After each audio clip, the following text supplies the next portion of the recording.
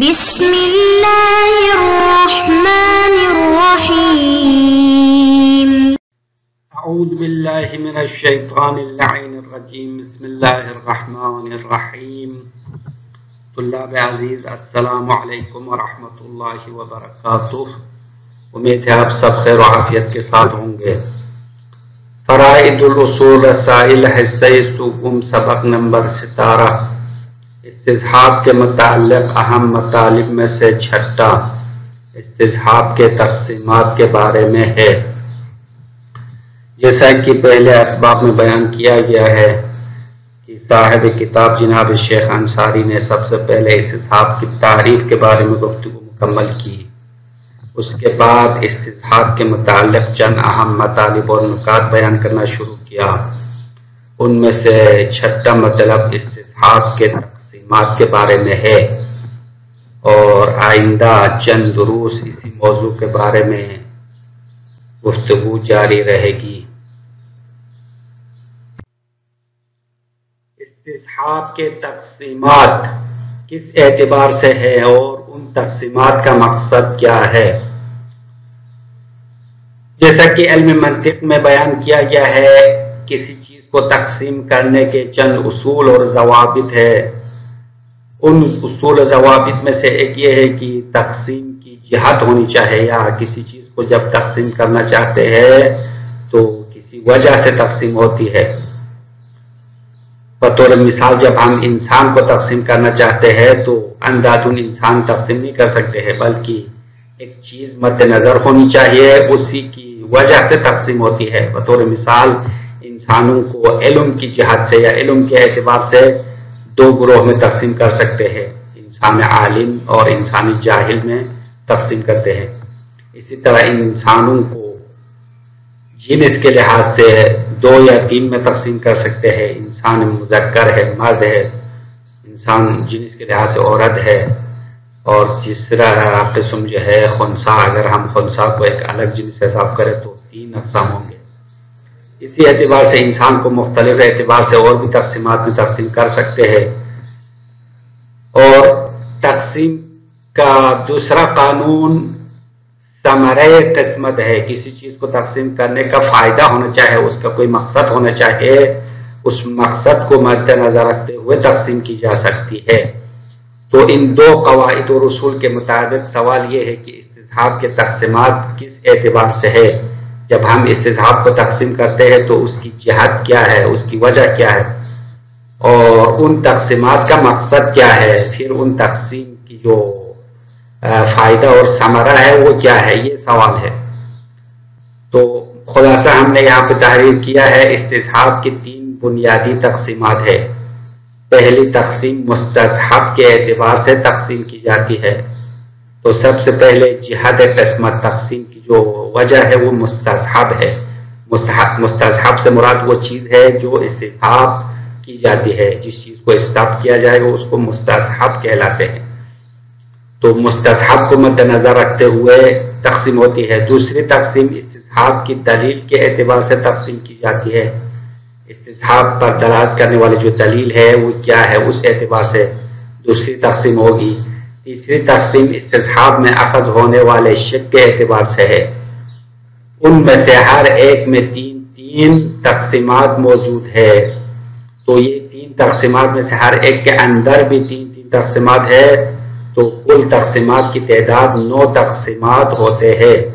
ان تقسیمات کا مقصد یہ جاننا ہے کہ استصحاب کے بارے میں جو بحث ہے اس میں مذکورہ اقسام میں سے کون سا قسم شامل ہے اور کون سا قسم شامل نہیں ہے.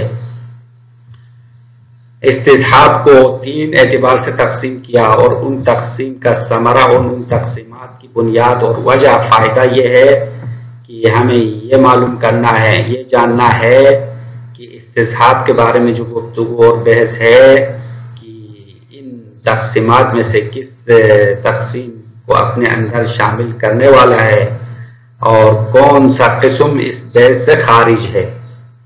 تو یہ جاننا اس تقسیم کا مقصد ہے. ان تقسیمات کی بنیادی وجہ یہی ہے کہ استصحاب کے بارے میں جو گفتگو چلے گی وہ ان تمام اقسام کو شامل کرنے والی ہے یا کچھ اقسام کو اپنے اندر شامل کرنے والی ہے، یہ جاننا ہمارا مقصد ہے۔ استصحاب کے تقسیمات میں سے پہلی تقسیم مستصحب کے اعتبار سے ہے۔ اب ہم پہلی تقسیم سے آغاز کرتے ہیں، تو پہلی تقسیم کی جو وجہ ہے، جہت ہے، وہ مستصحب ہے۔ مستصحب یعنی جو چیز استصحاب کرنا چاہتے ہیں اس کو مد نظر رکھیں گے تو اس کی تقسیم ہوتی ہے۔ پہلی تقسیم میں دو اقسام بنتے ہیں۔ جس چیز کو استصحاب کرنا چاہتے ہیں اس کا نام مستصحب ہے۔ مستصحب اسم مفعول کا صیغہ ہے، یعنی جو چیز استصحاب کرنا چاہتے ہیں اس کا نام مستصحب ہے۔ اس کو مد نظر رکھتے ہوئے استصحاب کے دو اقسام بن جاتے ہیں۔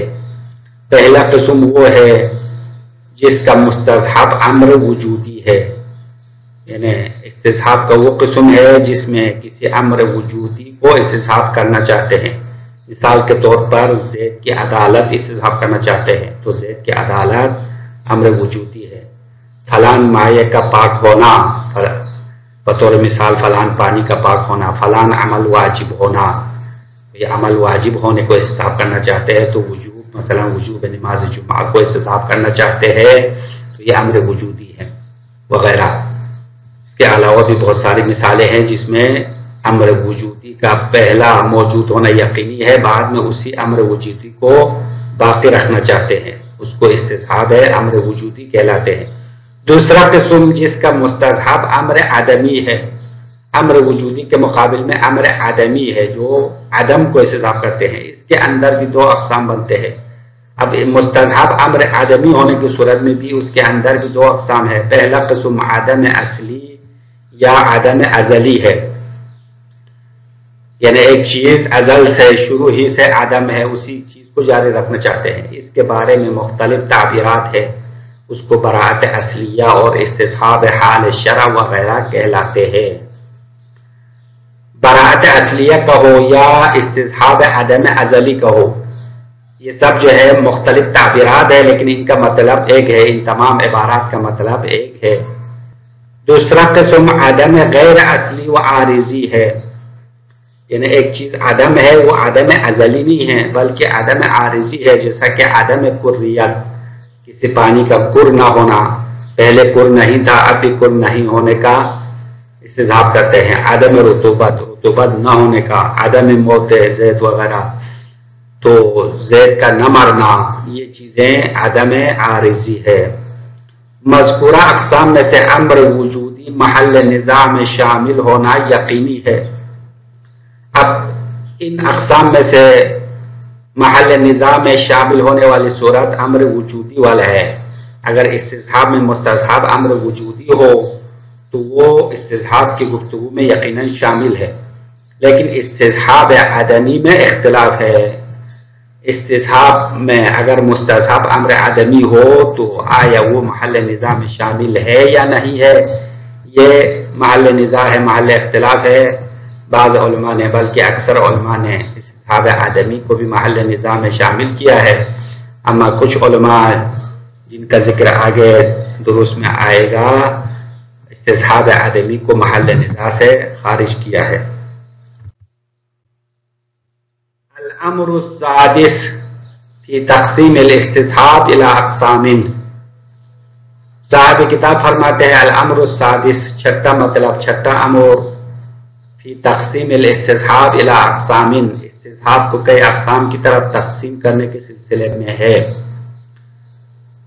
لِيُعْرَفَ أَنَّ الْخِلَافَ فِي مَسْأَلَةِ الْإِسْتِصْحَابِ فِي كُلِّهَا أَوْ فِي بَعْضِهَا، تو استصحاب کو کئی اقسام میں تقسیم کرنے کا فائدہ اور ثمرہ کیا ہے؟ فائدہ یہ ہے تاکہ یہ پہچانے کہ ان الخلاف فی مسئلۃ الاستصحاب، استصحاب کے مسئلے میں جو اختلاف اور نزاع علماء میں پایا جاتا ہے، فی کلھا او فی بعضھا، آیا وہ نزاع تمام اقسام میں موجود ہے یا بعض اقسام میں موجود ہے، اس بات کو جاننا استصحاب کے تقسیمات کا فائدہ ہے اور ان تقسیمات کا مقصد ہے۔ فَنَقُولُ، بس ہم کہیں گے، إِنَّ لَهُ تَقْسِيمًا بِاعْتِبَارِ الْمُسْتَصْحَبِ، وآخر باعتبار الدلیل الدال علیہ وثالثا باعتبار الشک الماخوذ فیہ. بس یہاں سے استصحاب کی جو بنیادی تقسیمات ہے وہ صاحب کتاب فرماتے ہیں فنقول بس ہم کہیں گے ان لہ تقسیما بے شک استصحاب کے لیے تقسیم ہے